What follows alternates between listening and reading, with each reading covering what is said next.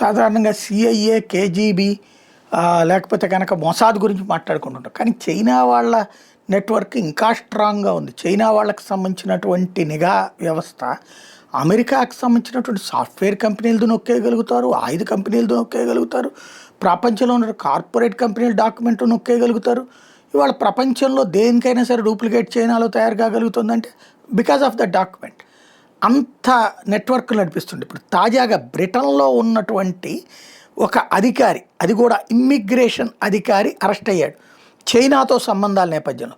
చిలాంగ్ పటేల్ వాయ్, అతని పటేర్ వాయ్, చిలాంగ్ పటేర్ వాయ్ 38 ఏళ్ల ఇతను ఇమ్మిగ్రేషన్ డేటాబేస్లో పనిచేస్తున్నాడు.